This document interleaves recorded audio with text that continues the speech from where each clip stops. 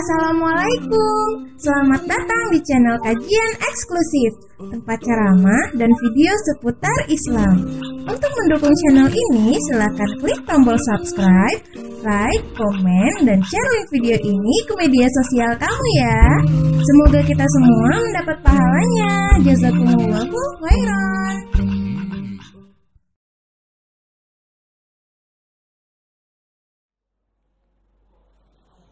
أعوذ بالله من الشيطان الرجيم بسم الله الرحمن الرحيم الحمد لله الذي هدانا لهذا وما كنا لنهتدي لولا أن هدانا الله لقد جاءت رسل ربنا بالحق ونودوا أن تلكم الجنة أورثتموها بما كنتم تعملون أشهد أن لا إله إلا الله وحده لا شريك له وأشهد أن محمدا عبده ورسوله الذي لا نبي بعده ما شاء الله كان وما لم يشاء لم يكن ولا حول ولا قوة إلا بالله وبعد قال الله تعالى في كتابه الكريم وبقوله يهتدي المهتدون أعوذ بالله السميع العليم من الشيطان الرجيم من همزه ونفخه ونفسه يا أيها الذين آمنوا اتقوا الله حق تقاته ولا تموتن إلا وأنتم مسلمون أو كما قال تعالى في آية أخرى وتزودوا فإن خير الزاد التقوى واتقون يا أولي الألباب أو كما قال تعالى في آية أخرى إنما المؤمنون إخوة فأصلحوا بين أخويكم واتقوا الله لعلكم ترحمون وقال تعالى في آية أخرى ولا يزالون يقاتلونكم حتى يردوكم عن دينكم إن استطاعوا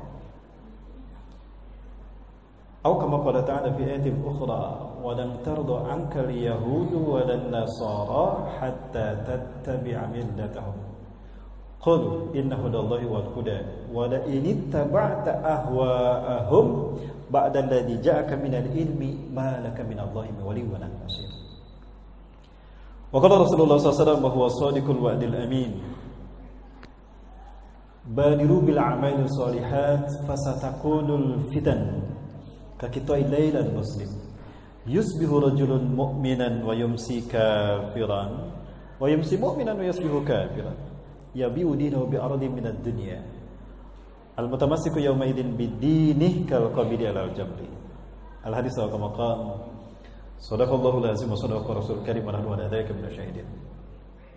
إلى حضرة الكرام الرئيس لتعمير هذا المسجد بيت العرش حفظكم الله وإلى العلماء والزعماء المستقيمين والمستقيمات لإقامة شريعة الإسلام في ولا هذا المسجد بيت العرش حفظكم الله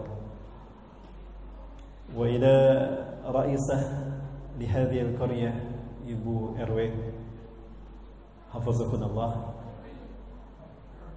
وإلى إخوتنا الكرام المتحركين في donasi rumah tahfiz حفظكم الله وعلى إخوتنا الكرام pemuda akhir zaman وإلى إخوتنا الكرام Forda Mara hafazakumullah wa khususan umuman ila hadirin wal hadirat al muslimin wal muslimat uhayyikum bi tahiyatil islam assalamualaikum warahmatullahi wabarakatuh. Merupakan kehormatan dan karunia yang besar dari Allah Azza wa Jalla. Pagi hari ini Allah takdirkan saya bisa hadir dalam undangan tabligh akbar di masjid yang kita cintai ini, Masjid Baitul Arsh. Nama daerahnya Jalan Srikandi di 5 Jalan Srikandi di 5 Pekanbaru. Ini merupakan karunia dari Allah Azza wa Jalla, maka saya bersyukur pada Allah dengan sebaik-baik syukur padanya. Allah menakdirkan kita bisa hadir, bahkan tadi kita awali dengan salat subuh berjamaah. Mudah-mudahan yang hadir di salat subuh berjamaah ini mendapatkan kenikmatan yang tertinggi nanti di surga, yaitu bertemu dengan wajah Allah tanpa hijab. Satu hari diceritakan ketika Rasulullah SAW bersama para sahabat berjalan di malam purnama, Tiba-tiba langkah Rasulullah terhenti ketika beliau melihat bulan purnama yang indah. Beliau lama menatap bulan purnama dan tersenyum. Para sahabat bertanya, "Lima tabasamta ya Rasulullah?" Kenapa Anda tersenyum melihat bulan? Setahu saya bulan seperti itu. Ya. Maka apa kata Rasulullah SAW? "Innakum satarawna rabbakum kama tarawna hadzal qamar." Sesungguhnya kalian akan bertemu dengan Tuhan kalian, akan melihat dan bertatapan muka dengan Tuhan kalian dengan mata kepala kalian sendiri. Kama tarawna hadzal qamar, sebagaimana kalian bisa melihat bulan purnama ini. La tudammuna fi ru'yatihi, kalian tidak akan merasa lelah menatapnya, bahkan kalian merasa nikmat berhadapan dan menatap dengan wajah Allah Azza wa Jalla. Nah, Rasulullah SAW menyatakan siapa yang ingin mendapatkan kesempatan menikmati puncak kenikmatan surga tadi adalah menjaga sholat subuh berjamaah. Jadi sholat subuh berjamaah kita di masjid ini merupakan tiket kita untuk bertemu dengan wajah Allah tanpa hijab. Amin. Atau dalam hadis yang lain Rasulullah SAW juga menyatakan, "Idza dakhala ahlul jannati jannatah, faqala Allah azza wa jalla lahum." Ketika ahli surga masuk ke dalam surganya, Allah bertanya kepada mereka, "Hal raditum?" Apakah kalian ridha dengan surgaku ini? Maka ahli surga mengatakan, "Ya Rabbana, kaifa la narda?" Bagaimana kami tidak ridho wahai Tuhan kami? Alam tubayyid wujuhana, bukankah Engkau telah membuat wajah kami putih bercahaya? Jadi yang hari ini kulitnya hitam jangan sedih. Nanti putih bercahaya, Pak. Di mana? Di akhirat sana, di surga. Maka dari itu harus masuk surga. Kalau masuk neraka tambah hitam. Ya. Wa tudkhilnal jannata, dan Engkau telah memasukkan kami ke dalam surga. Bagaimana kami tidak ridho, ya Allah, Engkau telah selamatkan kami dari neraka. Wa tunajjina minan nar. Allah Azza wa Jalla kemudian berkata lagi, berfirman lagi, "Kalian baru masuk ke dalam surgaku. Malaikat berikan hidangan kepada mereka." Maka datang para malaikat memberikan hidangan kepada mereka. Setelah mereka menikmati hidangan mereka, ya Prambalah, ada yang tahu makanan pertama yang dimakan ahli surga? Pernah dapat bocoran dari WA grup? Dari Instagram, dari YouTube? Hidangan yang pertama kali dinikmati oleh ahli surga adalah faziyadatu kabidil hab. Ya. Puding tambahan hati ikan, hiu. Itu dibikin puding, ada flaknya, Bu. Pakai flak. Rasanya lezat. Maka ditanya oleh Allah, "Kaifa bini ami alifan? Hal raditum?" Apakah kalian suka dengan hidangan yang tadi? Ya Allah, belum pernah kami menikmati hidangan seperti ini. Di Pekanbaru enggak ada yang namanya kayak gini. Dikasih lagi, ditanya lagi, dikasih lagi, ditanya lagi seperti itu. Sampai habis semua kenikmatan yang Allah berikan pada mereka. Maka kemudian Allah Azza wa Jalla bertanya pada mereka, "Bagaimana yang tadi?" Mereka kehabisan kata-kata. Mereka hanya mengatakan subhanallah walhamdulillah wala ilaha illallah Allahu akbar. Maka apa yang terjadi? Ada satu kenikmatan yang aku sisakan bagi kalian, dan tidak ada kenikmatan yang lebih tinggi dan lebih lezat dari kenikmatan yang satu ini di surga ini. Ini adalah kenikmatan yang aku sisakan yang terakhir untuk kalian.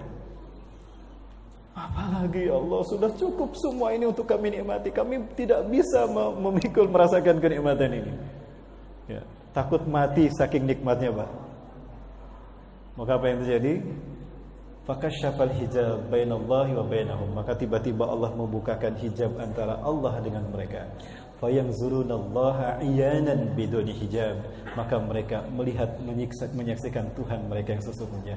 Zat Allah yang luar biasa, maha indah.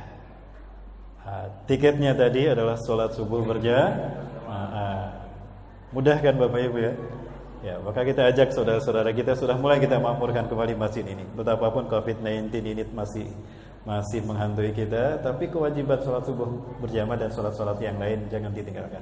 Kenapa demikian? Nanti di akhir kita bahas. Kalau waktu kita panjang Bapak Ibu. Sanggup sampai jam berapa Bapak Ibu? Sampai selesai. Selesai zuhur nggak apa-apa.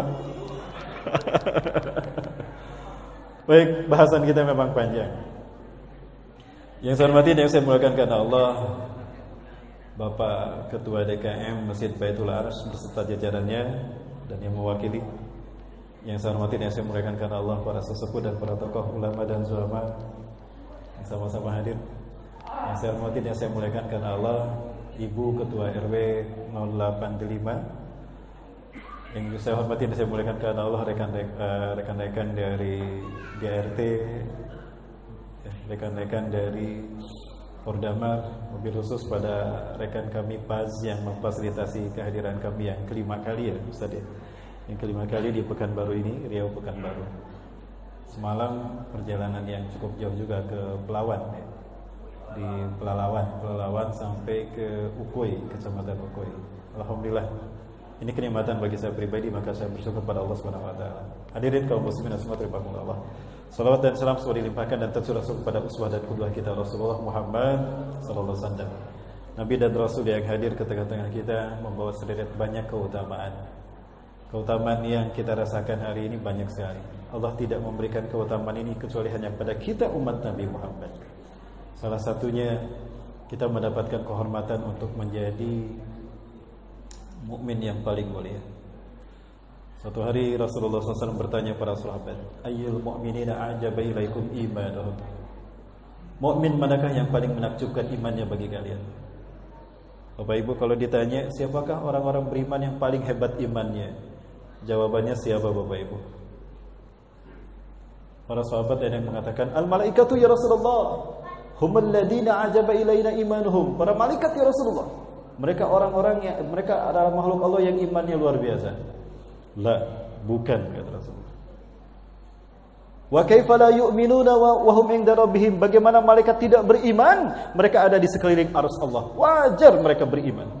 Mereka dekat dengan Allah Azza wa Jalla. Lalu ada juga sahabat yang menjawab, antum ya Rasulullah, al-anbiya wa rusul. Anda ya Rasulullah para nabi dan rasul? Apa jawaban Rasulullah SAW? La, bukan. Wa kaifa la nu'minu wal wahyu yunazzilu ilaina. Bagaimana kami tidak beriman? Wahyu diturunkan kepada kami. Wajar kami beriman. Bingung para sahabat, malaikat bukan, para nabi dan rasul bukan. Jadi siapa Bapak Ibu? Mukmin yang paling hebat imannya? Ada mushaf Quran, Pak? Boleh pinjam mushaf Quran? Ada Quran? Di kantong saya ada Quran, Mas. Kemudian ada sahabat lain yang menjawab, idan nahnu ya Rasulullah ashabuk. Kalau begitu kami ya Rasulullah para sahabat Anda. Terima kasih Pak. Kalau begitu kami ya Rasulullah para sahabat Anda. Mukmin yang menakjubkan imannya.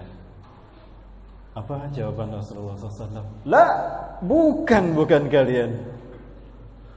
Kaifa la tu'minuna wa ana baina azharikum. Bagaimana kalian tidak beriman? Aku ada di tengah-tengah kalian. Kalian bisa menyaksikan bagaimana aku mensiasati hari-hariku meniti jalan menuju surga, menuju ridhonya Allah. Di antara kalian ada yang berbuat dosa, aku tegur dia, selamat dia dari neraka. Wajar kalian beriman. Bingung akhirnya para sahabat. Malaikat bukan, nabi dan rasul bukan, bahkan mereka pun bukan. Akhirnya mereka balik bertanya kepada Rasulullah SAW, famanil ladina a'jaba ilaina imanuhum. Lalu siapakah ya Rasulullah orang-orang yang menakjubkan imannya bagi kami? Siapa Bapak Ibu? Subhanallah. Alladina a'jaba ilaina imanuhum humul ladina yuhayyuna min ba'dikum. Orang-orang yang menakjubkan imannya bagi kalian adalah mereka yang hidup di akhir zaman. La yatahikuna bi wala bikum. Dalam satu riwayat penjelasan dikatakan, mereka tidak bertemu dengan aku dan tidak pula sejaman dengan kalian. Wa yatahikuna bi suhuf bi hadis min kitabillah. Mereka hanya bertemu dengan lembaran-lembaran kertas Allah ini, mushaf. Wa yu'minuna bima fiha, dan mereka beriman kepada apa yang ada di dalamnya. Itulah mereka yang hebat imannya, menakjubkan imannya. Baik, para mulai rahmati Allah. Lalu siapakah yang dimaksudkan ini? Ada yang hadir di sini yang pernah bertemu Rasulullah? Tidak ada. Ada yang hadir di sini yang pernah bermimpi bertemu Rasulullah? Jangankan bertemu, mimpi aja belum. Ada yang sejaman dengan para sahabat? Tidak juga. Dari mana kita tahu Allah sebagai Tuhan kita?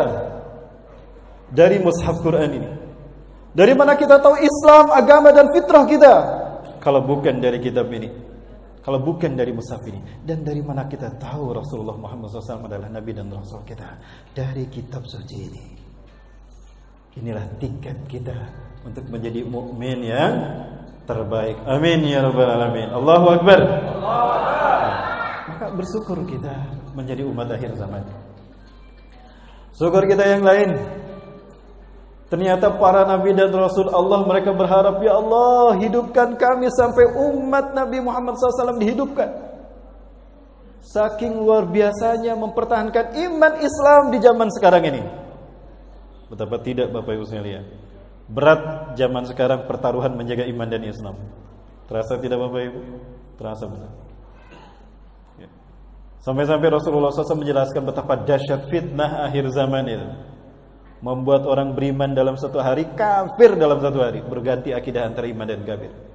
Sebagaimana hadis yang tadi saya sampaikan, Rasulullah SAW bersabda, Badiru bil a'mali sholihat.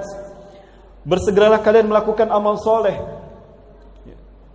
Manfaatkan waktu untuk melaksanakan amal soleh. Fasayati alaikumul fitan, fasatakunul fitan. Karena akan muncul huru-hara dan petaka menimpa kalian. Kakitai lail, seperti potongan malam yang gelap gulita. Saking banyak fitnah demi fitnahnya. Dulu ada fitnah apa? Pelecehan terhadap Al-Maidah 51. Kemudian ada pelecehan kepada penistaan kepada para ulama. Sekarang terjadi lagi di Pekanbaru. Kemudian ada fitnah apa lagi Pak? Ya itulah. Berganti-ganti fitnah datang terus-menerus menempa umat akhir zaman ini. Dan saking dahsyatnya fitnah itu kata Rasulullah, seseorang beriman di pagi harinya, kafir di sore harinya. Di sore harinya beriman, paginya kafir. Kenapa demikian? Ya bi'udinahu bi'aradi minad dunya. Menjual agamanya demi harta dunia, demi pangkat, demi jabatan, mereka jual agamanya. Sudah terjadi belum zaman sekarang? Sudah. Di luar negeri sana ya, bukan di Indonesia ya, di negeri 62.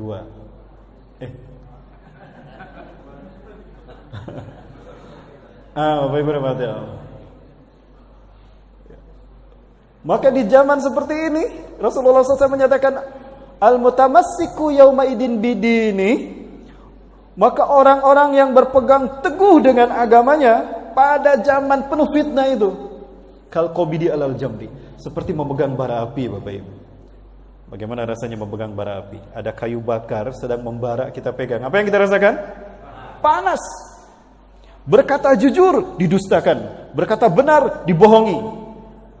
Ya. Mempertahankan iman disebut teroris.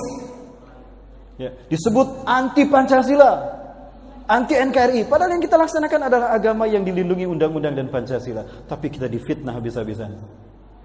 Ya. Nah, ini yang kita rasakan. Bapak Ibu, maka wajib kita istiqomah. Ya, kewajiban istiqomah kita pahalanya besar. Maka siapa yang istiqomah berpegang teguh pada Quran dan Sunnah, bahkan menghidupkan Sunnah Rasul di zaman penuh fitnah ini, pahalanya besar Bapak Ibu.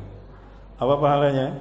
Rasulullah SAW bersabda, Man ahya sunnati 'inda fasadi ummati. Barang siapa yang menghidupkan sunnahku di zaman manusia mematikannya, apapun resikonya sekalipun mengorbankan nyawa, falahu ajru mi'ata syahidin, maka dia mendapatkan 100 pahala mati syahid.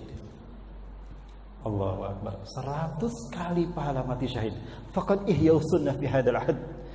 Hanya menghidupkan sunnah di zaman sekarang. Ada sahabat yang bertanya, asyhadu minna minhum ya Rasulullah. Apakah syahidnya kami atau mereka ya Rasulullah? Bal syuhada'u minkum, bahkan syahidnya kalian para sahabat. Jadi Bapak Ibu rahmati Allah, hari ini kita menjaga sunnah Rasulullah SAW. Ya. Istiqomah dengan Quran dan Sunnah. Pahalanya 100 kali syahidnya para sahabat. Subhanallah.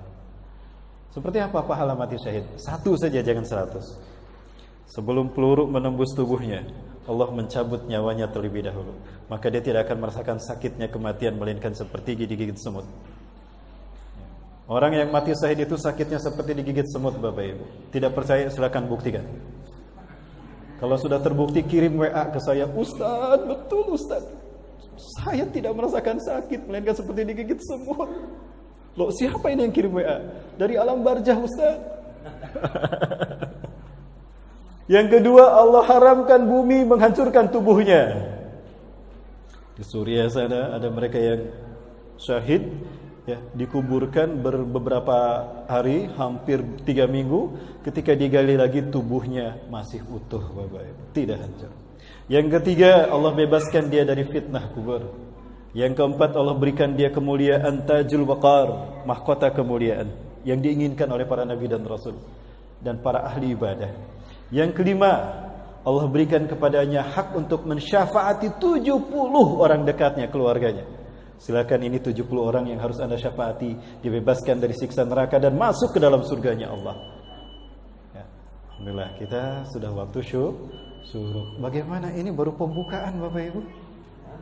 Udah masuk syuruk. Gimana nanti lanjut setelah sholat syuruk?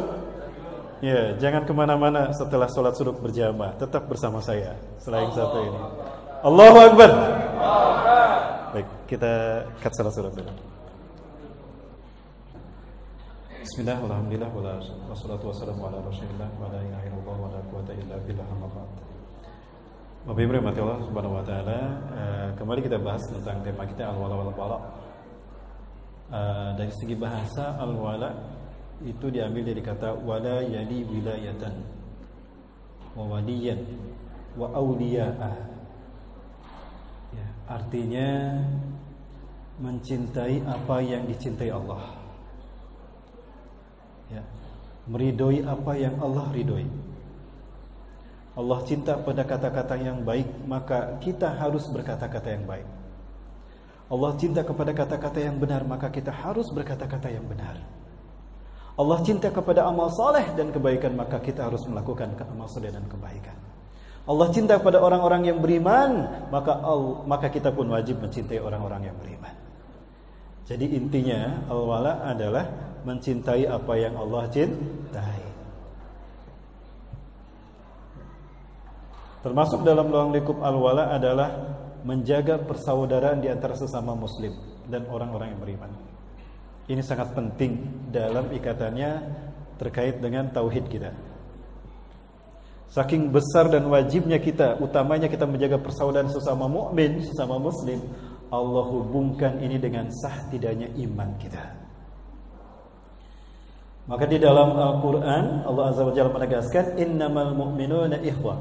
A'udzubillahi minasyaitonir rajim. Innamal mu'minuna, hanyalah orang-orang beriman itu ikhwatun, bersaudara. Ayat ini diawali dengan kalimat innama, adatu hasyrin, artinya mau tidak mau harus begitu. Kalau tidak, ya berarti tidak. Apa maksudnya? Sungguh indah para ahli tafsir ketika menafsirkan ayat ini. Singkat kata-kata mereka tapi padat maknanya. Maksud firman Allah dalam ayat ini, innamal mu'minuna ikhwah, artinya idza intahatil ukhuwah intahal iman. Apabila persaudaraan sesama orang beriman putus, maka putus pula iman kita. Maka jadi jika ingin kita disebut orang beriman, jaga persaudaraan di antara kita sesama orang beriman. Jangan mau dipecah belah Bapak Ibu. Belakangan ini mudah sekali dan banyak serangan bertubi-tubi yang ingin memecah belah kita. Ya. Maka perbesar persamaan dan perkecil perbedaan. Hari ini kita sangat membutuhkan kebersamaan di antara kita, karena kita akan menghadapi satu fitnah yang sangat besar yang akan mengancam keutuhan bangsa kita, bahkan mengancam keselamatan anak-anak dan masa depan keluarga kita. Maka jaga persatuan, ya. Dan inilah yang disuruhkan oleh para nabi dan rasul, an aqimuddin wa la tatafarraqu fi, menegakkan agama dengan tidak berpecah belah. Kalau tidak berpecah belah berarti berjamaah. Nah, ini yang harus kita lakukan sebagaimana sholat kita berjamaah. Dan inilah yang disampaikan oleh para nabi dan rasul. Ya. Yang kedua, al-bara. Al-bara artinya berlepas diri. Ya. Bara'a yabra'u bara'atan. Artinya berlepas diri. Apa maksudnya? Jadi dari istilahnya adalah bahwa al-bara ini, ya, berlepas diri dari apa yang Allah benci. berlepas diri dari apa yang Allah murkai. Maka di sana ada kandungannya, maknanya bahwa kita membenci apa yang Allah benci. Kita tidak menyukai apa yang Allah tidak sukai. Allah tidak suka kepada kata-kata dusta, tinggalkan itu kata-kata dusta. Allah tidak suka kepada kebatilan, tinggalkan kepada kebatilan tadi. Ya. Allah benci kepada kekufuran, maka tinggalkan yang namanya kekufuran. Nah, al-wala wal-bara inilah yang diajarkan oleh para nabi dan rasul dalam bentuk amalia sehari-hari. Jadi kalau dalam bahasa lain Bapak Ibu sederhananya, al-wala wal-bara adalah perwujudan dari kalimah tauhid yang ada dalam diri kita, yang menjadi inti Islam, di ajaran-ajaran agama Islam, risalah Islam yang disampaikan oleh para nabi dan rasul. Bagaimana kalimat la ilaha illallah Muhammadur Rasulullah diwujudkan. Bapak Ibu yang mati Allah Subhanahu wa taala, fitrahnya manusia hidup di dunia ini adalah di dalam Islam. Seperti ikan yang hidup di dalam air. Aman, damai, tentram dan bersahaja. Betul? Bagaimana ikan hidup di dalam air? Aman tidak? Tentram, damai. Karena memang ikan habitatnya di air. Silakan tanyakan pada ikan, ikan gimana bagaimana hidup kamu di dalam air? Enak tidak, damai tidak? Jawabannya pasti seperti apa yang saya sampaikan. Karena saya pernah bertanya sama ikan, Bapak Ibu. Ya, tapi nggak ada jawaban, Bapak Ibu. Maka jika ada manusia hidup di luar Islam, itu seperti ikan yang berada di luar air. Sekali lagi Bapak Ibu, ketika ada manusia yang hidup di luar Islam, seperti ikan yang hidup di luar air. Ada ikan yang bisa hidup di luar air? Tidak ada, Bapak Ibu. Bagaimana nasib ikan jika berada di luar air? Ya nggak jauh beda seperti ikan bakar, ikan goreng, pepes ikan. Seperti itu. Ya. Maka kita akan menyaksikan lambat laun, cepat ataupun lambat, mereka-mereka yang hidup di luar Islam ini akan hancur. Ya.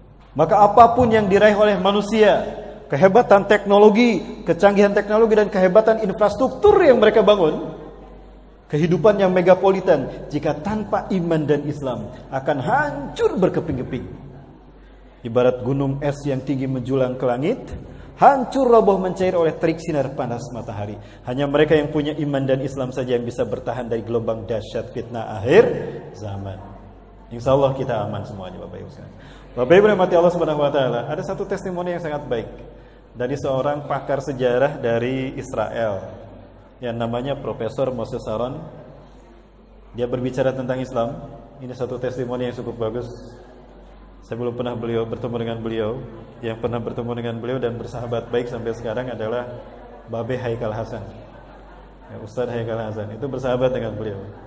Berapa kali saya ke Palestina, ke Israel, gak pernah bertemu sama beliau karena gak kenal, gak punya nomor WA-nya, Pak. Ya, tapi beliau ini berpandangan seperti ini. Ini pure, Bapak Ibu, pandangan seorang pakar sejarah Israel. Bagaimana, Bu? Ada insiden, Bu?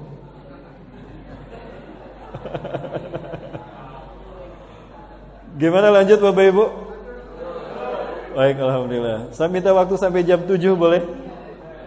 Sampai jam 12? Oh, boleh. Alhamdulillah. Baik, kita dengar apa yang dia katakan.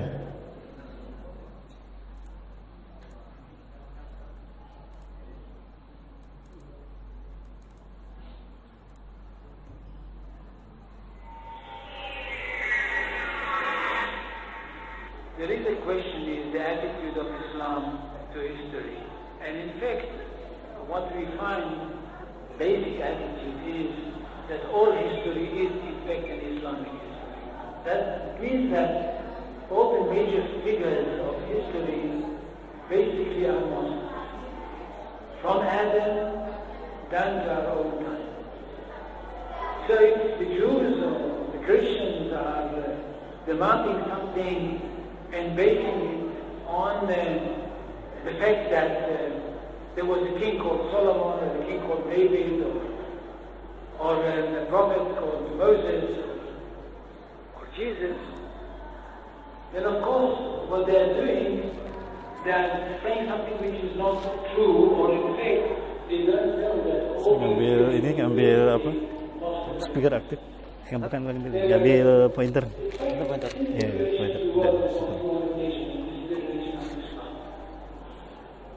So if anybody says, look, if there is a place which is connected with Solomon, that's the place where the temple of Solomon stood, a true Muslim would tell you, yes, absolutely right, but don't forget that Solomon was a Muslim.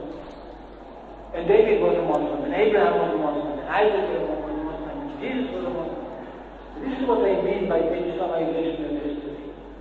And you can understand that through Islamization of history, but Islamization of geography, anywhere which was connected with these people, or with these prophets, which were all Muslims, becomes a Muslim territory. And therefore, when Islam was not in that area before Muhammad came to it, but it should have been there. In that area, I mean the Middle East or other parts outside the Middle East, which are not Muslim. Any place like this had to be free, not to be conquered, and to be liberated. So Islam appeared in history in the time of Muhammad, or reappeared in history from their point of view, reappeared in history as a liberator.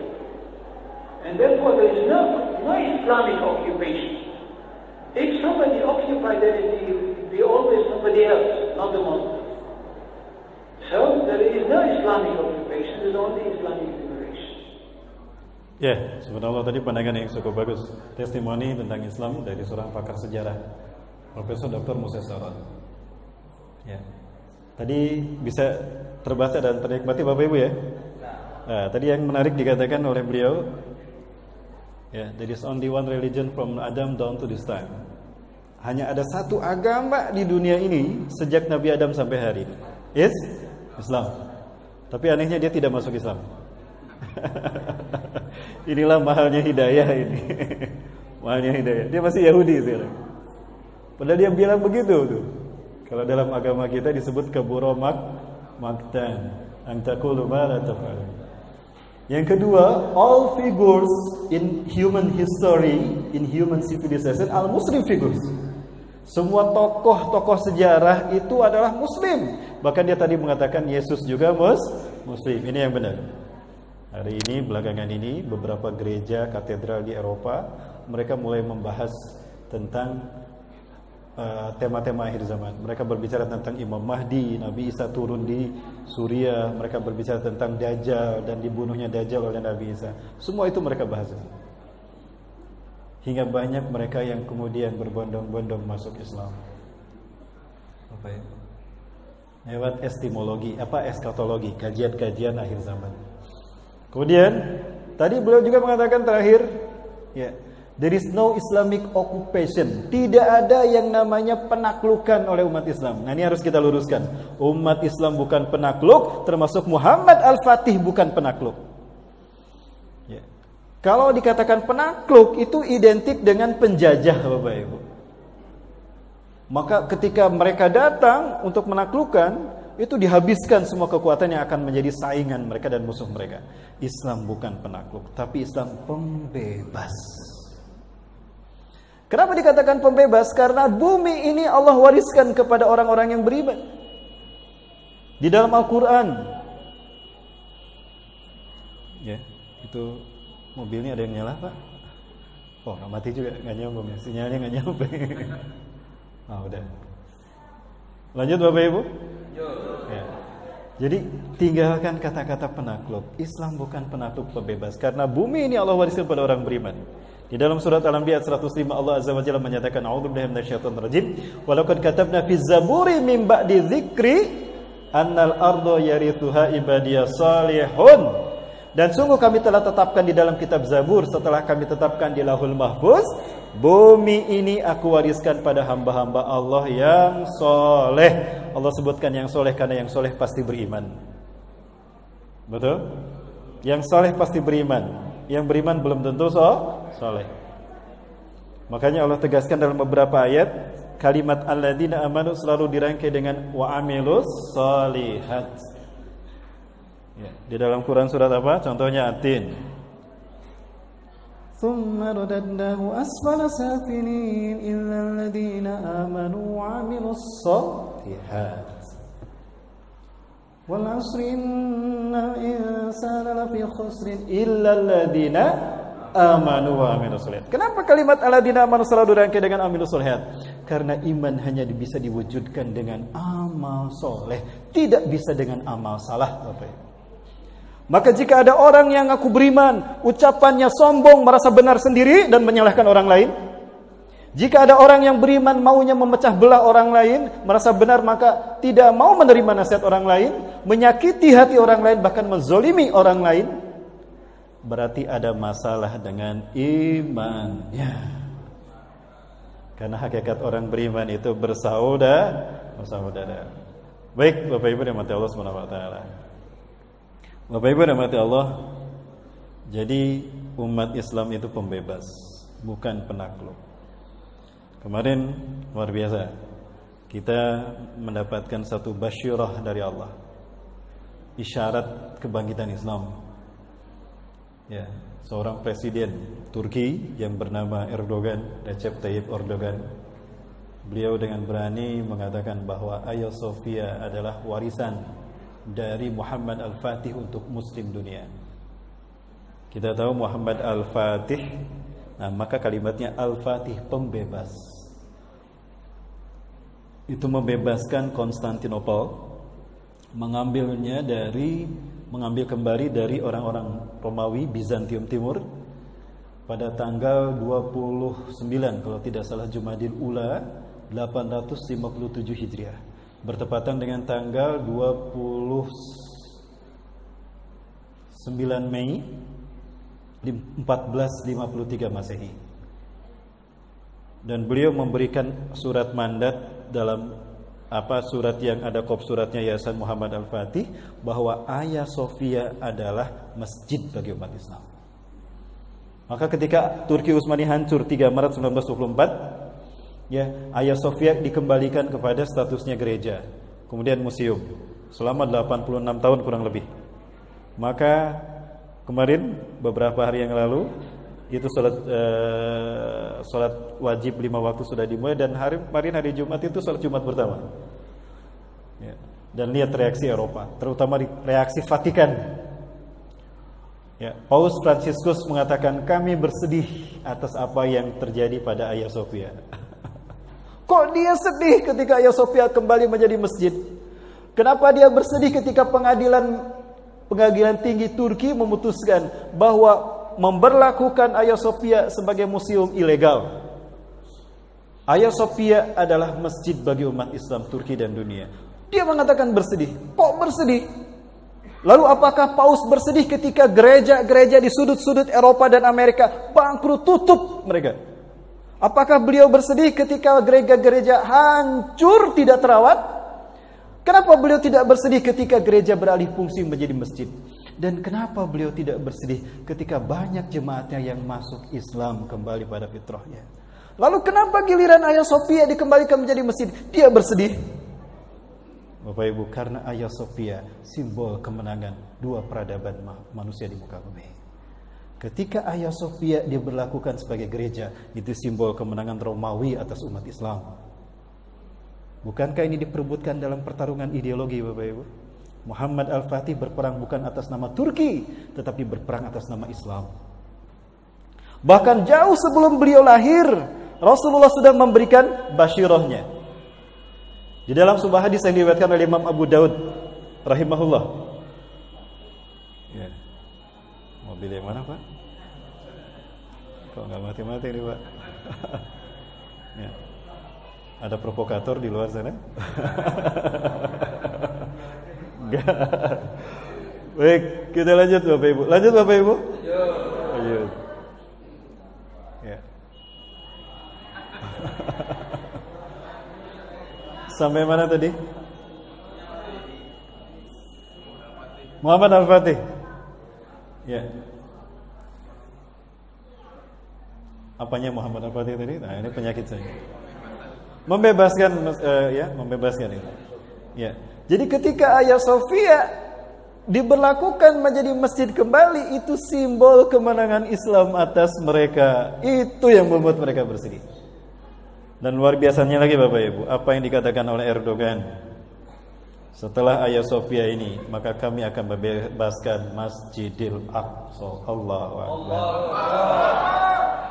Ini artinya Erdogan menyatakan siap berperang dengan siapapun yang menjajah bumi para nabi dan rasul. Apakah ini artinya umat Islam akan berhadapan dengan perang besar yang dinamakan Armageddon? Wallahu a'lam bishawab. Yang jelas Bapak Ibu, perang akhir zaman ini telah dibuka dengan apa yang dilakukan oleh Erdogan. Bapak Ibu rahmati Allah, ada satu tayangan. Berikut ini kita berkenalan dengan Erdogan. Ya.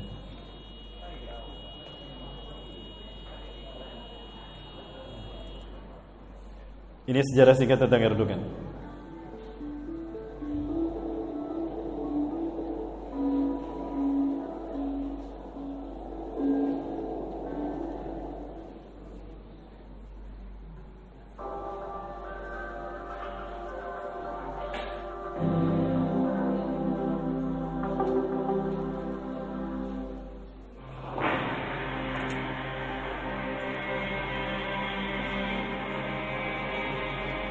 I want to understand why did they fight Soviet against us? What for? There was not any threat against God. Diyorum ki sesinin bu kadar çok yüksek çıkması. The reason why your voice is so loud is because you must be feeling guilty. When it comes to killing, you Israelis know Allah. We know that he is the most popular Muslim leader in the world right now. Why? Because he got up and walked out of a meeting with a baby killer, Shimon Peres. He got a hero's welcome when he went back to Turkey. Why they gave him a hero's welcome? Because he walked out of a meeting with a Jew who is a baby killer. And the Muslims like leaders like Erdogan. His position was very strong and brought honor to Turkey. Since the war on Gaza began, Erdogan has openly and strongly blasted Israel. Allah will sooner or later punish those who transgress the rights of innocence, he said. The elections center around one party and one man. Here in Istanbul, it's hard to escape posters of Turkish Prime Minister Erdogan, the head of the ruling Islamist party called the AKP. Polls point to a sizable victory by the AKP, and that will be the third straight election win for a party that's worked hard to make one of the most secular Muslim nations in the earth more and more Islamic.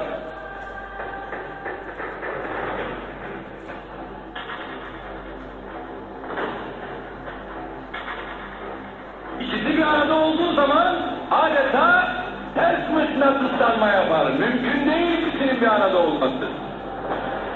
Durum böyle olunca ben Müslümanım diyenin etraf yanına gelip bir de aynı zamanda da laik demesi mümkün değil. Niye? Çünkü Müslümanın yaratıcısı olan Allah bütün hakimiyet sahibidir. Egemenlik kayıtsız şartsız milletindir.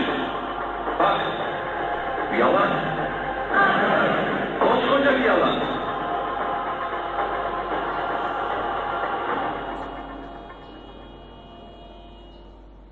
Can't you see when the Muslims are given a choice to vote, they vote for Sharia? In Turkey they vote for Islamic Party. They vote for the party which is anti-Islamic. In Turkey they vote for the Islamic Party. The leader, his wife wear hijab. The Prime Minister wear hijab, his wife wear hijab. The President, his wife wear hijab as well. Abdullah Gül, both of them, the President and the Prime Minister, their wives wear hijab. They vote for that party. Take your Sharia to people who want. Recently, Turkey elected a few years ago a political party which had Islamic leanings. Okay? And in the year or so that that political party was there, they opened up a number of Quranic memorization schools for the kids. So here you see how politics and education have a direct impact.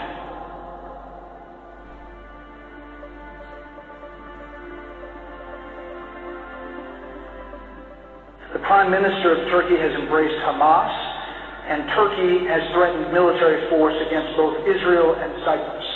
Well, obviously, when you have a country that is being ruled by what many would perceive to be Islamic terrorists, the United States is serious and that we're going to have to be dealt with.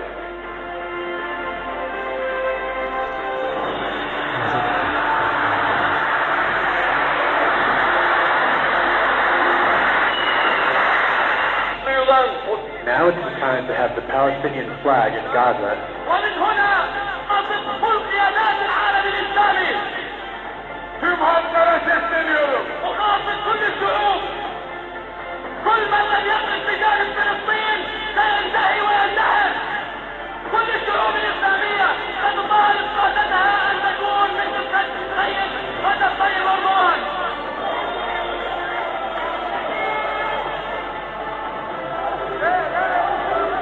Block the Turkish anti-Semite and Jew hater and terrorist. No English, I don't speak English, but I very love you and Turkey. Fuck off Turkey. You speak bullshit. Message for the Turkish people. Yeah, go to hell!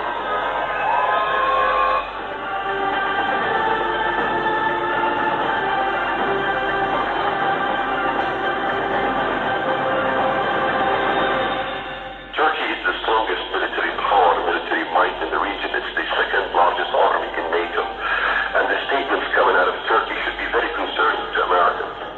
Erdogan is saying 1.5 billion Muslims are waiting for the Turkish government to rise. This is pretty scary because Turkey rules only 70 million Turks. Why are they talking about 1.5 billion Muslims? They are talking about neo-Ottomanism, and the statements have been proven that Erdogan have made these statements.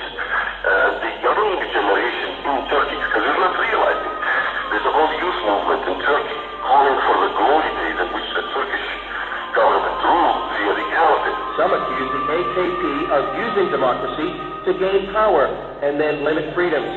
Some even feel he hopes to re-establish an Islamic caliphate with Turkey as its head. Zira bu enkazın altından yeni bir uygarlık çıkacaktır. Yeni bir medeniyet çıkacaktır. Ve bu medeniyet inanıyorum ki 21. asırda İslam medeniyetinin öne geçtiği asır olacaktır.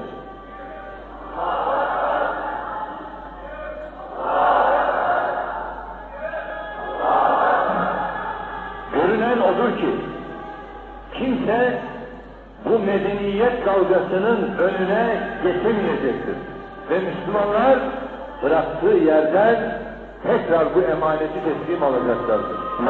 Bize göre demokrasi hiçbir zaman amaç olamaz. Demokrasi ancak ilmi noktada ele aldığımız zaman bir araç olduğunu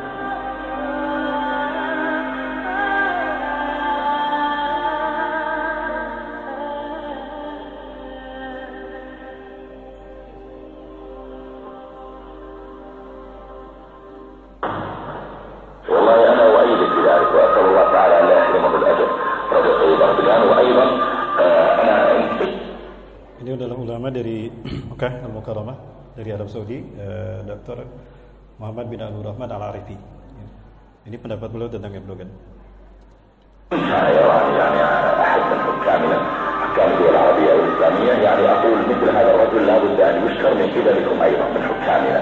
تبعث لي بقيات التعازي في من استشهد من قومه، تبعث لي بقيات الشكر على شجاعته، يتصل به بالهاتف، يرسل إليه مثلا ما يشجع، بحيث أن الرجل يشعر أنه لله الحمد أنا أقوم بشيء غيري يشجعني عليه وربما لم يستطع غيري أن يقوم به لكنه يؤيدني عليه ويشجعني عليه. وأنا من هنا أحيي. Dan ini Dr. Muhammad Hasan juga dari Saudi Arabia. Salah satu buku karya beliau ada kami pajang di sana tentang ensiklopedia akhir zaman. رجب طيب أردوغان وأرجو الله أن يكون من السائرين على ضرب محمد الفاتح وعلى ضرب السلطان عبد الحميد. Another potential power player who wants to restore the caliphate is Turkish Prime Minister Erdogan. I think Erdogan clearly sees himself as the founder of the new caliphate, the world Islamic government with Turkey at its center. I think this is what's behind him offering to send the Turkish Navy, for example, to protect a, quote, peace flotilla that would come to Gaza. I'm sure that in his heart he's dreaming about the re-establishment of the caliphate. He behaves like it. I mean, he can easily push this area into a great war. The threat of war and rise of Islam lead many to say the so-called Arab Spring is a misnomer. I wouldn't call it an Arab Spring. It's far from being an Arab Spring. It's the same kind of winter.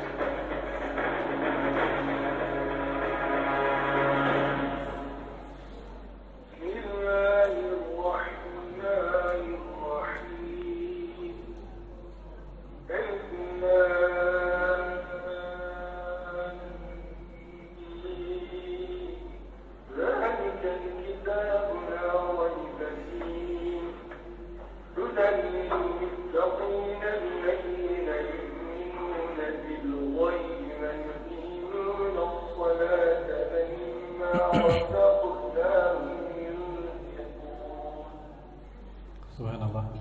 Bapak Ibu, satu tadi itu kenalan dengan Erdogan dan partai AKP-nya, AKP-nya, Partai Muslimnya. Itu sebetulnya pada 2007 menjelang beliau pemilihan presiden dan belum terpilih menjadi presiden. Yang mana sudah jam 7 masih lanjut? Lanjut 30 menit ke depan gak apa-apa? Nanti saya bicara Indonesia Bapak Ibu. Lalu di mana peluang Indonesia saat ini? Apa yang kita lihat tadi di Turki membuktikan kebenaran hadis Rasulullah SAW. Sinfani min ummati, idza saluhan salahatil ummah, wa idza fasadan fasadatil ummah. Ada dua golongan dari umatku.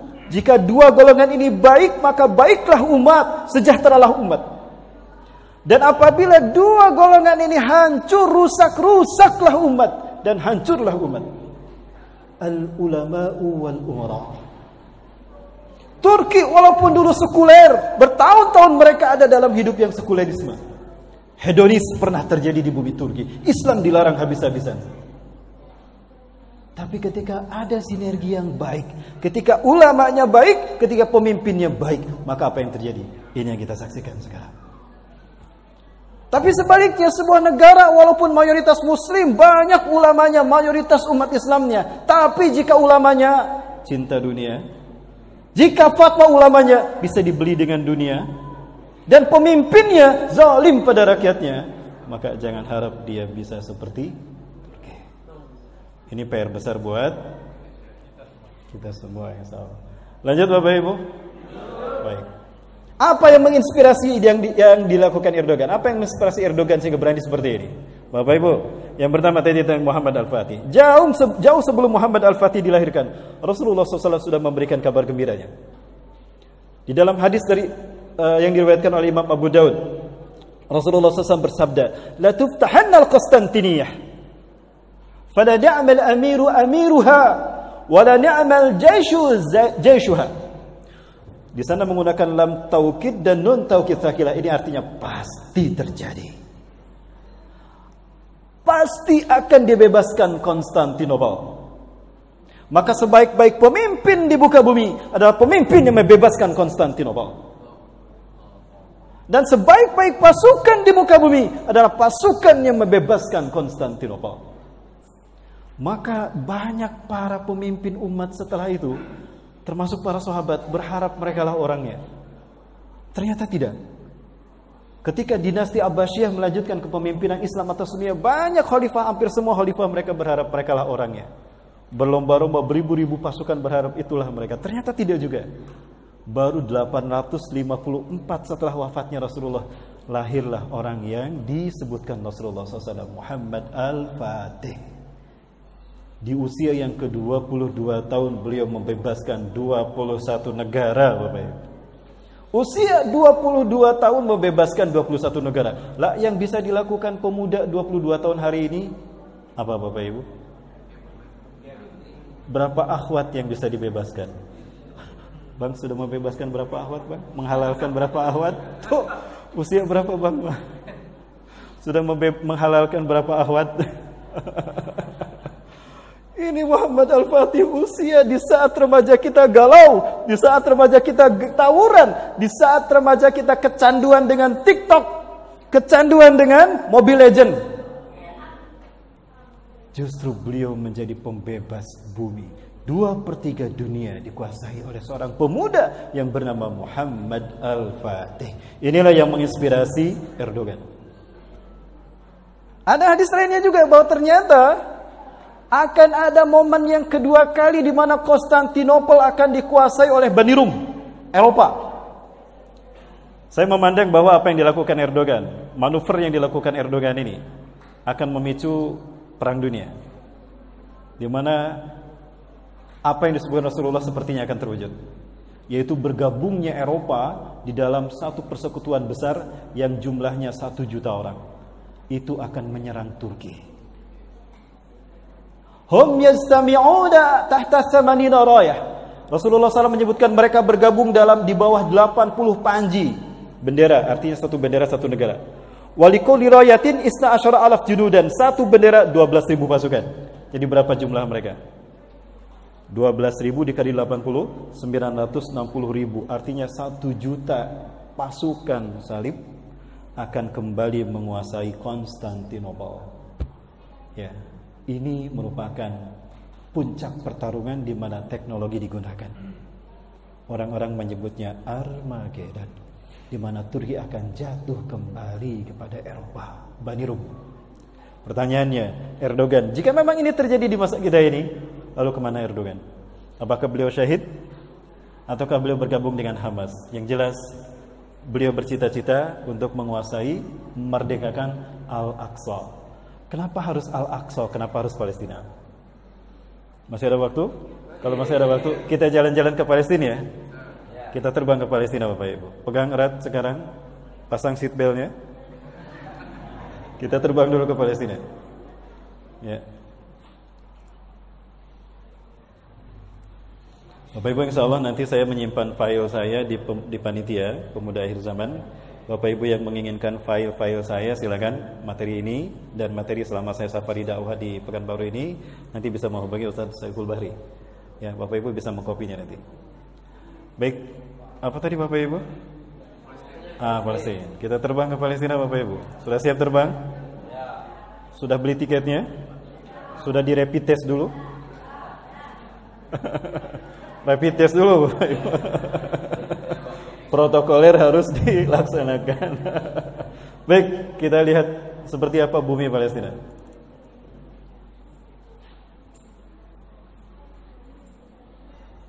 Insya Allah kami selalu umrah ke tempat-tempat seperti ini. Nah, ini Palestina yang disebut dengan jantung dunia. Kenapa Theodor Herzl ingin sekali mendapatkan Palestina? Dia meminta kepada Sultan Abdul Hamid, Anda menguasai 2/3 dunia, sementara kami bangsa Israel tidak punya negara. Tolong beri kami satu titik saja, satu negara saja untuk kami bisa hidup aman dan damai.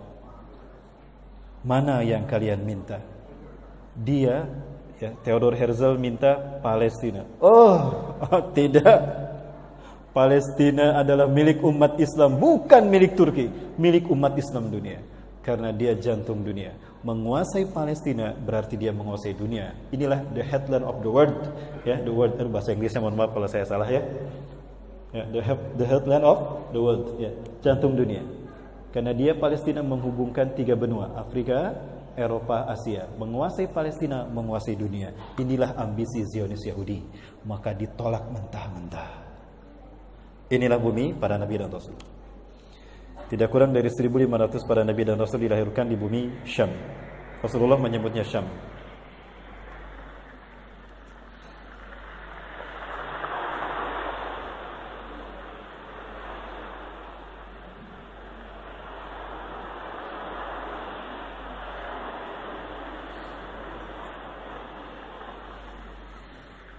Indah sekali Bapak Ibu sekalian kalau kita melihat perairan-perairan di Gaza, pantai-pantai di Palestina, ada banyak sekali arsitektur yang menyatu di sana. Semua peradaban seolah-olah berkumpul di negara yang satu ini. Kan memang dulu bertemunya para nabi dan rasul.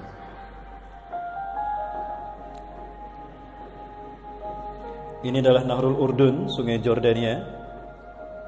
Sekarang ini sungai Jordan sudah mulai kering. Terakhir saya melihat sungai Jordan ini bulan Februari kemarin 2019 ya. Dan ini danau Tiberias yang apabila danau ini kering maka tanda Dajjal akan muncul. Danau ini menghubungkan semua wilayah Syam, Palestina, Jordan, Suriah dan Lebanon.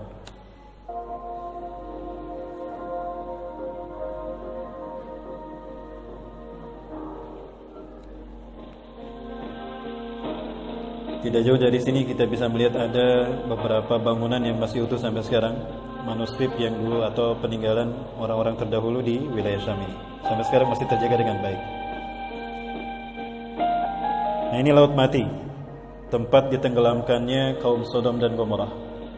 Wilayah Sodom dan Gomorrah adalah wilayah yang menghubungkan Jordania dan Palestina. Disinilah dibenamkannya mereka pelaku sodomi, kaum LGBT. Ya. Dan ini garam. Kenapa garam ini muncul? Cara Allah mengharamkan ada kehidupan. Kenapa disebut Laut Mati? Karena tidak ada kehidupan. Jangankan ikan, Pak, bakteri pun nggak bisa hidup, kuman pun nggak hidup. Jadi siapa yang Bapak Ibu punya penyakit kulit, rajin-rajinlah mandi di sini. Insya Allah sembuh, Pak. Kurap, kudis, panu, eksim, insya Allah kering. Nggak percaya? Yuk nanti berangkat dengan saya. Insya Allah tahun ini kita berangkat lagi, Bapak Ibu ya. Kita umroh plus menapaki jejak peradaban Nabi dan Rasul. Insya Allah Bapak Ibu yang mau silakan daftar dengan panitia. Oh, jadi promosi ini. Kita lanjut Bapak Ibu. Nah, ini yang tersisa dari peradaban Sodom dan Gomorrah yang disebut dengan Masada. Masada ini konon katanya masih tersisa ada bangunan yang dulu rumahnya Nabi Lut. Nabi Lut ini keponakan Nabi Ibrahim, putra dari Haran, adik Nabi Ibrahim alaihissalam. Indah bumi Syam akan terlihat dari puncak Masada ini.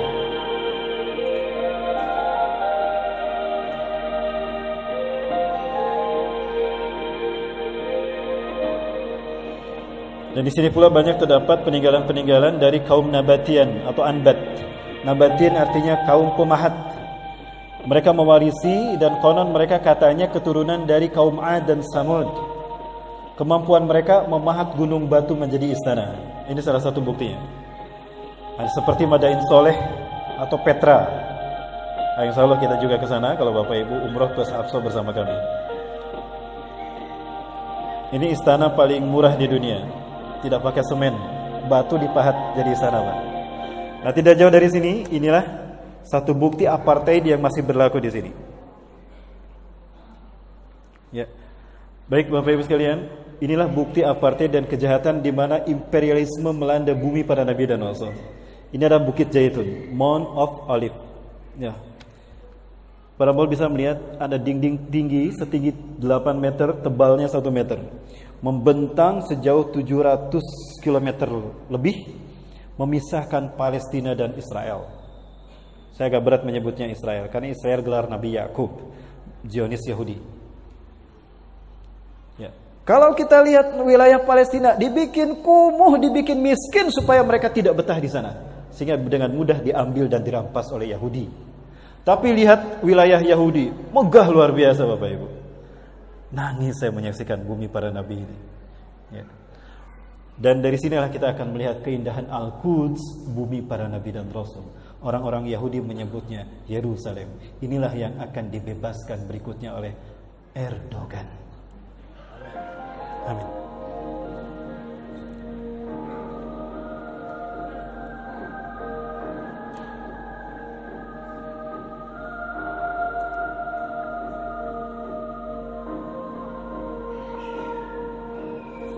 Ini Old City, ini Babul Amud yang biasa kita masuki. Ini istana kepolisian, markas kepolisian Israel. Kami selalu masuk lewat sini untuk masuk ke wilayah Al-Quds. Ini Babul Asbad yang dulu dimasuki oleh orang-orang Yahudi di bawah kepemimpinan Nabi Yusha bin Nun.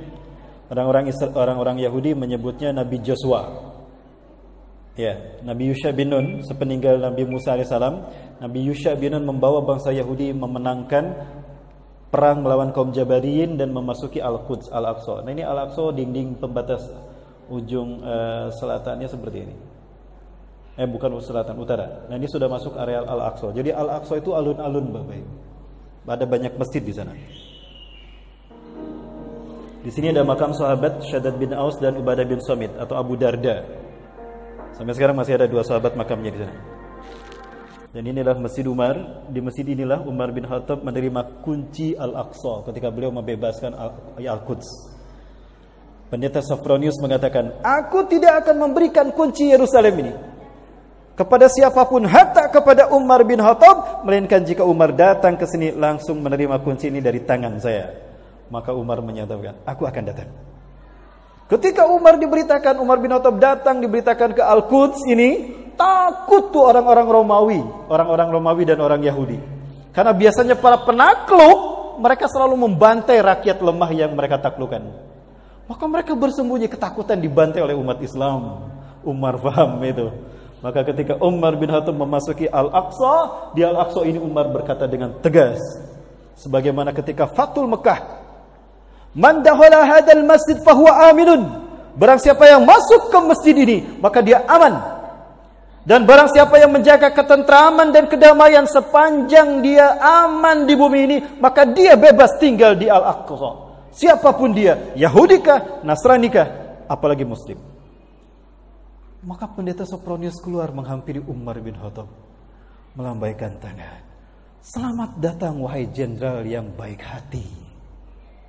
Umar pun melambaikan tangan kepada pendeta Sophronius, lalu berjabat tangan dan berangkulan syahdu luar biasa.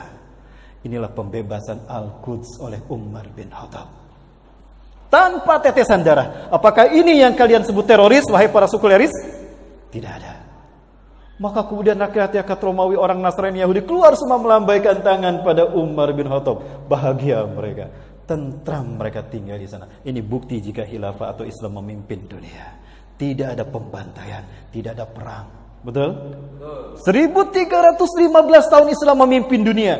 Sejak 610 Rasulullah diutus sampai Turki Utsmani 1924. Tunjukkan, adakah umat Islam membantai orang-orang non-muslim?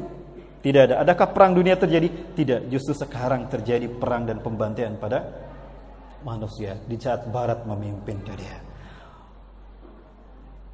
7:30 Bapak ya. Dan ini gereja di mana orang-orang Nasrani yakin Yesus akan turun di sana.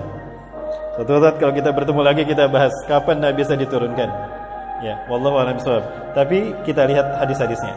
Nah, inilah yang disebut dengan Babul Magharib. Ini Haitul Buraq. Ini adalah satu-satunya dinding yang diklaim yang masih utuh dari istana Nabi Daud dan Nabi Sulaiman. Maka dinding ini dinamakan Haitul Buraq. Karena ketika Rasulullah Isra Mi'raj memasuki Masjid Al-Aqsa ini, lewat pintu barat ini. Sekarang dikuasai Yahudi, Bapak Ibu. Mereka membuat terowongan di sini untuk menghancurkan ini. Karena sebentar lagi mereka harus memberikan istana bagi Dajjal, the God who's waited, Tuhan yang mereka tunggu-tunggu. Ada 300 terowongan di bawah sini. Nah, ini disebut juga oleh mereka, dikatakan Wailing Wall, dinding ratapan. Kita bisa memasuki ini, ya, kita bisa menyentuhnya dari sini ataupun dari dalam. Tapi setiap kali saya ke sana tidak bisa menyentuh. Kenapa Bapak Ibu? Karena saya berjenggot, Bapak Ibu. Baik, kita lanjut Bapak Ibu.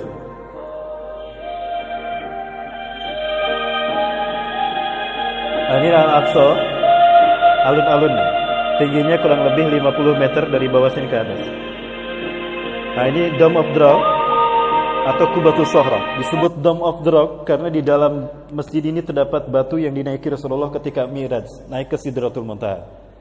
Ada batu besar, ya. Suatu saat nanti kita lebih dalam lagi pembahasan ini. Atau disebut juga Qubatus Sohra karena kubahnya emas berwarna kuning, dan memang emas. Disebut Qubatus Sohra. Ini bukti bahwa memang Romawi menguasai Al-Quds. Nah, ini Masjid Qibli. Kenapa disebut Masjid Qibli? Karena di masjid inilah kaum muslimin di Palestina, Syam ini sholat pertama kali menghadap ke Mekah. Tadinya di sini kiblat kita yang pertama, Bapak Ibu. Setelah Isra Mi'raj ini kiblat kita yang pertama.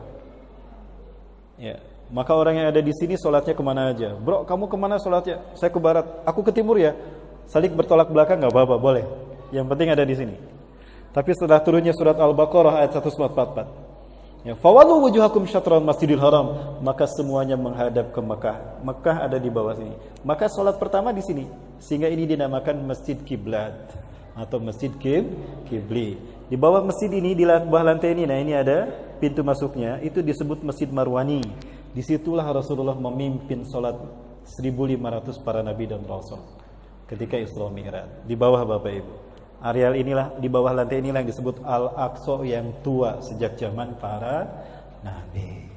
Bapak Ibu rahmati Allah, mau jalan-jalan ke sini? Insya Allah nanti nabung Bapak Ibu ya. Nanti berangkat bersama saya. Kita kajian langsung di bumi para nabi dan rasul. Rasulullah SAW pernah menyatakan dalam salah satu hadis sahih dari Abu Hurairah radhiyallahu anhu, riwayat Imam Bukhari Muslim. Rasulullah SAW bersabda, "La tushaddu rihal ila thalathatil masajid." Jangan kalian berziarah dengan niatan ibadah kecuali pada 3 masjid. Al-Masjidil Haram, wa Masjidil Rasulullah SAW, Masjid Nabawi, wa Masjidil Aqsa. Pertanyaannya, kenapa Masjid Baitul Ars tidak disebutkan? Karena belum ada, Pak. Kenapa Istiqlal tidak disebutkan? Ya, 3 masjid ini. Masjidil Haram, titik tolak dakwah tauhid sejak Nabi Adam sampai Nabi Ibrahim. Masjid Nabawi, titik tolak dakwah tauhid di muka bumi untuk Nabi yang terakhir Rasulullah SAW. Lalu Masjidil Aqsa untuk siapa? Untuk Imam Mahdi. Ya. Betulkah Imam Mahdi akan datang? Betul. Rasulullah SAW mengatakan dari hadis riwayat dari Imam Abu Daud dari Abu Hurairah radhiyallahu anhu, "Inna Allah yab'atsu min hadhil ummah ala kulli ra'si mi'ati sana man yujaddidu dinha." Sesungguhnya Allah akan membangkitkan dari umatku ini setiap 100 tahun sekali. Catat Bapak Ibu, setiap 100 tahun sekali akan muncul reformis pembaharu dari umatku. Bukan nabi, bukan rasul, tapi mujaddid reformis. Tugasnya 1, membersihkan Islam dari paham-paham sesat. Maka tidak ada lagi perpecahan ketika beliau datang. 2, membuat Islam tegak di seluruh dunia. Yang 3, menciptakan perdamaian dan keamanan seluruh dunia. 100 tahun sekali. Ya. Baik, Bapak Ibu, inilah untuk Imam Mahdi. Kapan Imam Mahdi akan diutus? Jika wafatnya seorang raja, lalu 3 anak putra mahkotanya mereka, 3 putra mahkota mereka berebut kekuasaan. Yaktatilu salah satu da'inda Kang Zikum, akan berperang 3 laki-laki di sisi Ka'bah kalian. Kang Zikum itu bah Ka'bah. Setelah wafatnya seorang raja. Ya. Jadi akan ada pertumpahan darah di Masjidil Haram, Pak, setelah wafatnya seorang raja. Dan kita tahu raja terakhir penguasa Mekah dan Madinah ini adalah Raja Salman. Bagaimana kondisi Raja Salman sekarang? Masya Allah. Ada 3 putra mahkota yang sekarang berebut. Antara Muhammad bin Salman, Muhammad bin Nayef, dan Khalid bin Farhan. 3. Apakah ini isyarat Imam Mahdi akan datang? Dan Imam Mahdi datang diutus di musim haji, Pak. Fayam kusufil alam sab'an al-thamaniyan yakni hajjajan. Beliau akan tinggal di muka bumi antara 7 sampai 8 tahun musim haji. Berarti dimulai di Baitul Kubra oleh umat Islam dunia di musim haji. Musim haji sebentar lagi kan? Dan yang membaiat kepadanya sedikit. Kenapa sedikit? Karena memang sedikit mereka yang beribadah haji saat itu. Wa adadul ladina yubayyunahu ka'adadi ahli Badarin. Dan mereka yang berbaiat kepadanya, yang bersumpah setia tunduk taat kepadanya, sejumlah pasukan Badar, Bu, hanya 313 sampai 315 orang. Kok bisa sedikit orang ibadah haji padahal di zaman sekarang mayoritas? Karena ada satu wabah yang membuat kita terhalang beribadah haji. Wabah apa, Bapak Ibu? Apakah Imam Mahdi akan diutus tahun ini? Tidak, saya tidak mengatakan begitu. Nanti saya diserang lagi sama para haters. Cocok logi itu. Ya, Bapak Ibu, wallahu a'lam. Artinya, semua ini membuat stimulus kuat bagi kita. Betapa kita telah dekat pada peristiwa-peristiwa besar. Baik, Bapak Ibu, boleh saya berdiri, Pak? Boleh. Saya menyemangati para pemuda, Pak. Bapak Ibu rahmati Allah, di Wadi Yunus yang dikuasai Israel, kami atau Yahudi, kami bertemu dengan seorang syekh. Saya ini berkenalan dengan saya, sampaikan saya URB, saya dari Indonesia. Beliau mengatakan, ada satu hadis menarik terkait dengan Al-Aqsa ini. Ya. Allah Azza wa Jalla berfirman kepada Nabi Sulaiman, "Ya Sulaiman, is'alni thalathatan u'atiha iyak." Hai Sulaiman, mintalah 3 permintaan kepadaku, aku akan mengabulkannya. Ini ada di dalam tafsir Ibnu Katsir rahimahullah. Riwayat Imam Ahmad. Yang pertama, Ya Rabb, atini mulkan allati lam tu'ti qabli wa ba'di. Ya Allah, berikan aku kekuasaan kerajaan yang belum pernah kau berikan satupun kepada hamba-hambamu, bahkan sampai hari kiamat. Maka Allah berikan kekuasaan dan kerajaan yang besar pada Nabi Sulaiman. Bukan hanya manusia yang Allah tundukkan untuk Nabi Sulaiman, bahkan jin, ifrit, dedemit, amit-amit semuanya tunduk pada Nabi Sulaiman. Betul?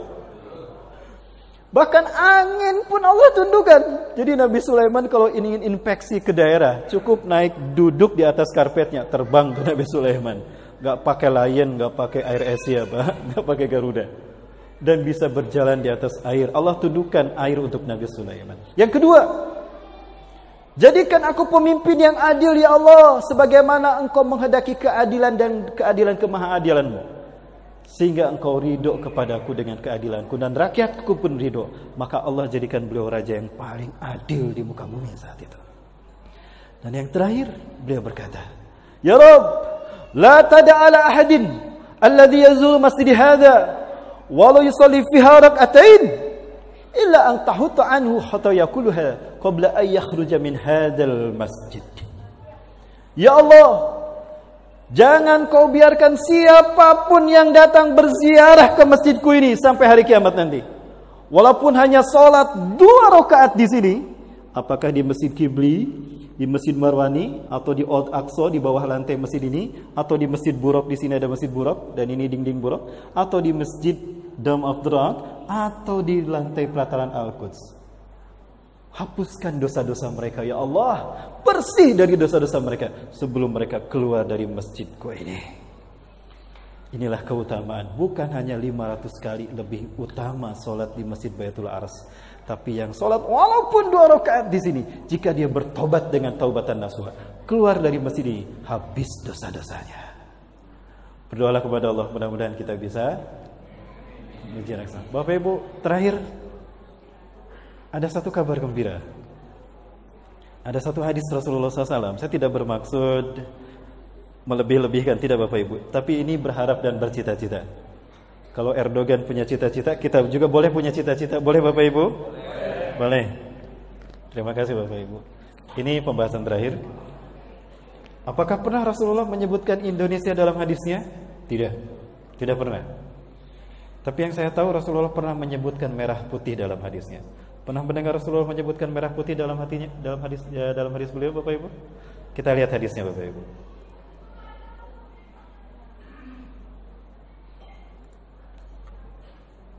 Studi saya dulu adalah studi sejarah Palestina bersama para syekh dari Al-Quds Institution. Dan qadarullah saya dipertemukan dengan beberapa imam besar di sana. Ini adalah Syekh Ali Yaqub Al-Abbasi. Tahun 2012 kita seminar internasional di kota Bandung, melanjutkan apa yang dulu dibahas di Turki Bapak Ibu. Mohon maaf ini saya perlihatkan, padahal saya sudah tinggi ya Bapak Ibu, lebih tinggi dari saya. Setelah sholat subuh di Masjid Qibli, saya keluar, beliau ternyata sepatunya berdampingan dengan sepatu saya. Kamu ada di sini? Alhamdulillah beliau masih ingat Bapak Ibu. Ternyata saya viral juga di sana Bapak Ibu. Karena saya musuh Yahudi Pak. Beliau ini yang pernah saya tanya pendapatnya tentang hadis Rasulullah yang satu ini. Ini saya temukan di dalam Sahih Muslim syarah Syekh Nawawi rahimahullah. Fahaddatsana Abul Abbas Muhammad bin Ya'qub, terus sampai Sauban. Anna Sauban hadatsahu, bahwa Sauban bercerita, annahu sami'a Rasulullah sallallahu alaihi wasallam yaqul, bahwa Sauban mendengar Rasulullah sallallahu alaihi wasallam bersabda, Inna Rabbi zawaliyal arda, sesungguhnya Tuhanku melipatkan untukku bumi ini. Bumi yang tadinya bulat dibikin datar. Jadi bumi datar apa bulat? Bulat. Inna Rabbi zawaliyal arda, sesungguhnya Allah Tuhanku melipatkan bumi ini untukku. Hatta ra'aitu masyariqaha wa maghribaha, sehingga aku melihat kekayaannya terbentang dari timurnya hingga ke baratnya. Wa'atani al-kanzain, dan Allah memberikan kepadaku 2 pusaka, al-ahmar wal abyadu, pusaka merah dan putih. Sekali lagi Rasulullah menyebutkan pusaka merah dan putih. Wa anna ummati, dan sesungguhnya umatku saya belughu mulkuha, akan sampai kembali kekuasaannya di akhir zaman. ma zawaliya minha, dari apa yang Allah lipatkan. Artinya di akhir zaman umat Islam akan kembali menguasai dunia dari timur hingga ke barat dunia. Allahu Akbar. Allahu Akbar. Bapak Ibu, hadis ini saya tanyakan pada beliau, kaifa ra'ayukum an hadzal hadis? Hunaka matnun fi hadzal hadis alladhi yasummu li wa ana. Ada hadis yang mengatakan bendera kami merah putih saya. Ahadal hadis yadullu alaina Indonesia. Apakah hadis ini menunjukkan kami Indonesia? Kamu bisa aja. Beliau menepuk pundak saya. Tapi apa beliau dalam ceramahnya mengatakan, la na'takid himmatana li tahriril al-Quds wa Palestin ala yadil muslimin, ala yadil Arab, wala ala al-Gharbiyyin, wala bi ittihadihim. Kami tidak berharap merdekanya Al-Quds Palestina dan kembalinya Al-Aqsa pada pangkuan kaum muslimin kepada Arab. Mereka sudah dapat giliran dulu. Tidak pula kepada Barat dan PBB. Tapi kami yakin kembalinya Al-Quds dan merdekanya Palestina, pertolongannya akan datang melalui tangan kalian, hai Indonesia. Allahu Akbar. Itu salat subuh, Pak. Salat asar kami diimami oleh Dr. Yusuf Abu Sunaidah. Ini tahun 2016. Kunjungan saya 2016 bersama jemaah travel ke Surindo. Aduh, mohon maaf, kaget. Kita teriak takbir kepada beliau.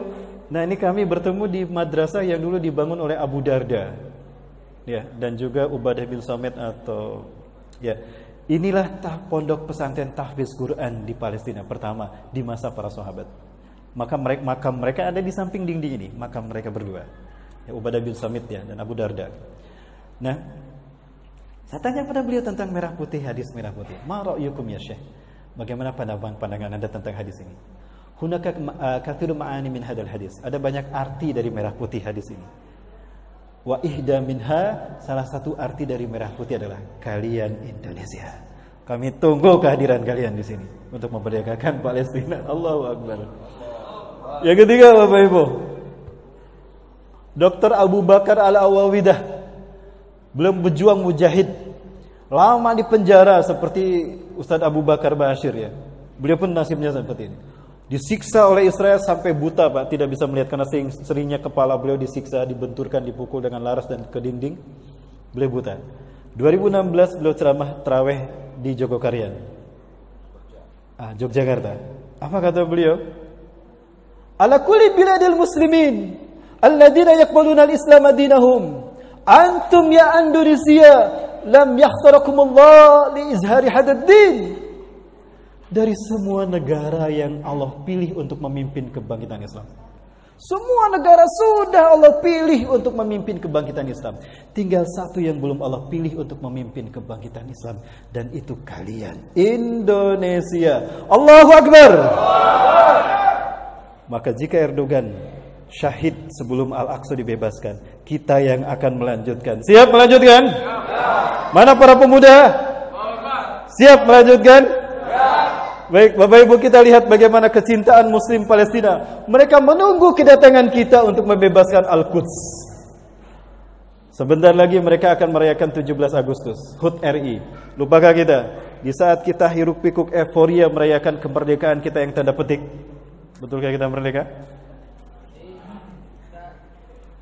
Di luar sepengetahuan kita, mereka ternyata mengibarkan bendera, merayakan Agustusan, Bapak Ibu, merayakan HUT RI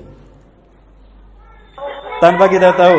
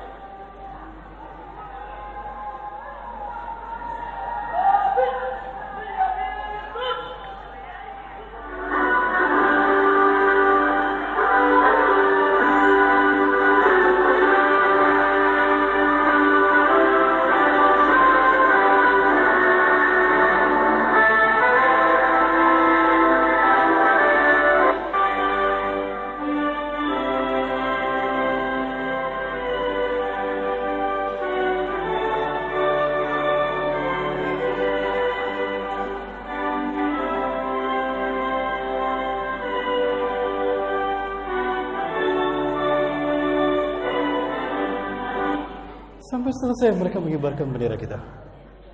Seorang teman bertanya pada mereka, "Lima data kamu di dewan awalan? Kenapa kalian mengibarkan bendera kami terlebih dahulu, bukan bendera kalian?" Ya ikhwatil Indonesia, hei saudaraku Indonesia. Kami kibarkan bendera kami, bendera Anda Indonesia terlebih dahulu. Dan kami sekarang ini masih dijajah, maka kami belum bisa merdeka. Bagaimana kami akan mengibarkan bendera kami? Kami masih dijajah. Darah-darah kami masih membasahi bumi Syam. Yahudi masih bercokol di tanah-tanah para nabi ini. Tapi kami yakin kemerdekaan akan terjadi, akan lahir bagi kami jika kalian menguasai, bangkit memimpin dunia. Ini kata-kata mereka. Jika kalian menguasai dunia, hari itulah kami akan mengibarkan bendera kami setinggi-tingginya. Allahu Akbar. Kita sambut apa yang menjadi cita-cita Erdogan, dan ini adalah tugas para pemuda. Karena setiap kali Allah menzahirkan Islam di muka bumi, setiap kali tauhid Allah tegakkan, maka para pemuda selalu berada di garda terdepan. Betul? Ashabul Kahfi, mereka pemuda. Ashabul Rayatis Sud, mereka pemuda. Maksudnya Ashabul Uhdud, dia seorang pemuda Waddah. Dan para nabi pun diutus ketika usia muda. Dan Muhammad Al-Fatih seorang pemuda. Dan Imam Mahdi pun seorang pemuda. Maka saya yakin pemuda Indonesia lah yang akan berada di barisan terdepan dari barisan Taifah Mansurah, satu dari 3 pasukan yang akan membebaskan Al-Quds.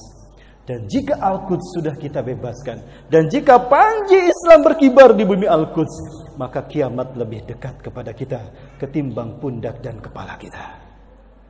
Kepada Abdullah bin Hawalah Al-Azdi, Rasulullah mengatakan, "Ya Ibnu Hawalah, hei Ibnu Hawalah, jika kamu melihat panji tauhid berkibar di bumi Al-Aqsa atau di pelatarannya, fasa'atu aqrab ilaikum, maka kiamat lebih dekat kepada kalian ketimbang kepala dengan pundak kalian."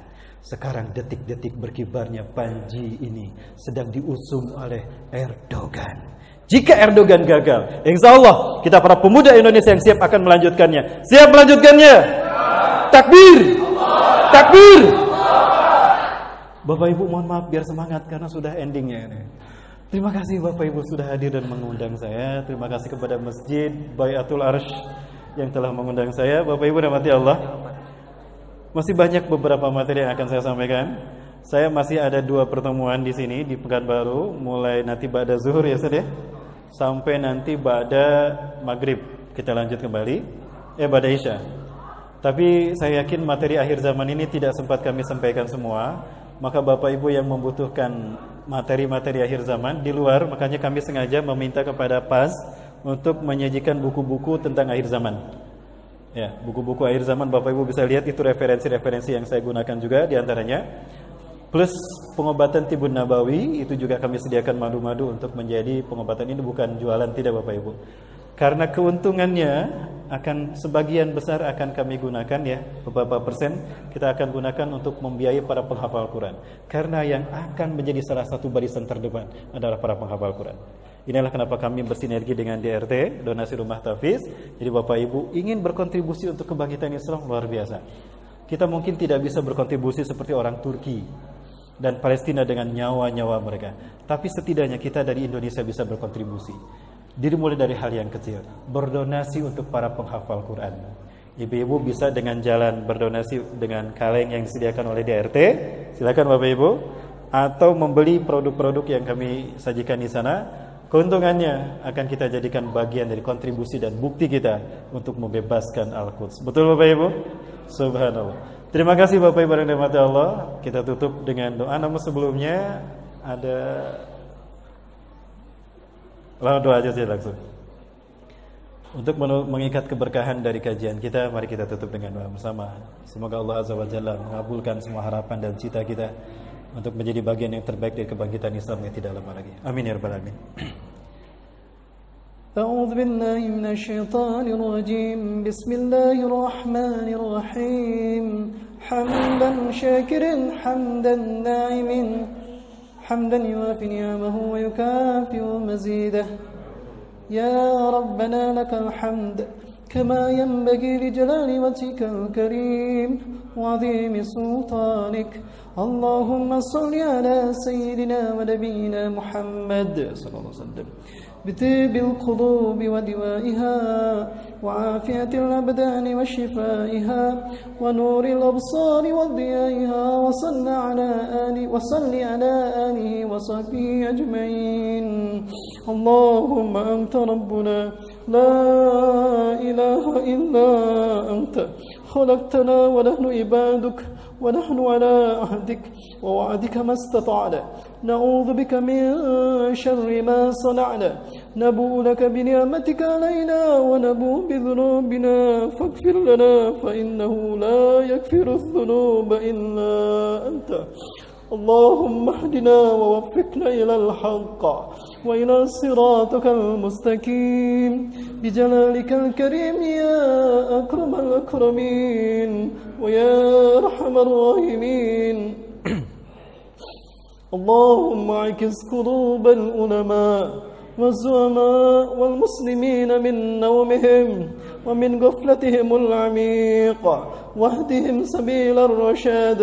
اللهم أعز الإسلام والمسلمين وأذل الشرك والمشركين وانصر عبادك الموحدين ودمر أعداءك أعداء الدين وقنا والمسلمين من شر مصائب الدنيا والدين. اللهم يا ذا القوة المتين يا عزيز يا فتاه يا كريم ارفع